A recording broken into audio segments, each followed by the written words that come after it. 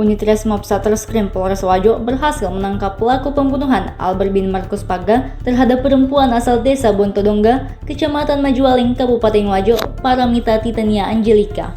Tim Resmob Satreskrim Polres Wajo berangkat pada Selasa 4 Agustus 2026 menggunakan 2 mobil. Penangkapan yang dipimpin oleh Kasat Reskrim Polres Wajo, Ibtu Fahrul, tiba pada Rabu 5 Agustus 2026 subuh pada Polres Mamuju yang kemudian berkoordinasi dengan pihak setempat.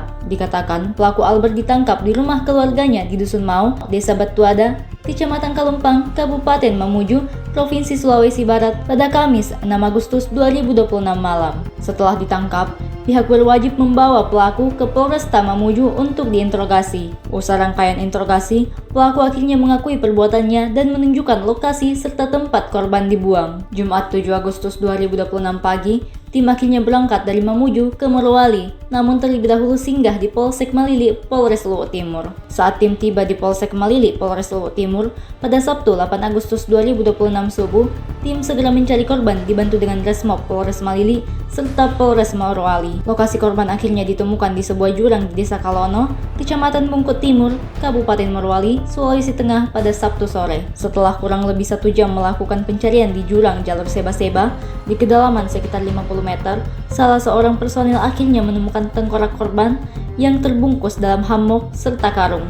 Jasad korban segera dievakuasi dan diberangkatkan ke Kabupaten Wajo pada Minggu 9 Agustus 2026 oleh Unit Resmob Satreskrim Polres Wajo. Minggu 9 Agustus 2026, Unit Resmob Satreskrim Polres Wajo akhirnya tiba di Mapolres pada pukul 7 waktu Indonesia Tengah. Pelaku serta korban juga turut ikut dibawa ke Kabupaten Wajo. Tepat pukul 8 waktu Indonesia Tengah, polisi melakukan identifikasi korban di Rumah Sakit Daerah Lamadukeleng. Tampak keluarga korban tak kuasa menahan tangis setelah mengakui tanda-tanda dari korban. Keluarga mengakui korban menggunakan kawat gigi persis terpasang seperti di tengkorak kepala korban saat diidentifikasi. Tak hanya itu, 2 buah cincin emas juga berhasil diidentifikasi sebagai milik korban, serta pakaian yang digunakan korban juga ikut diakui oleh keluarga.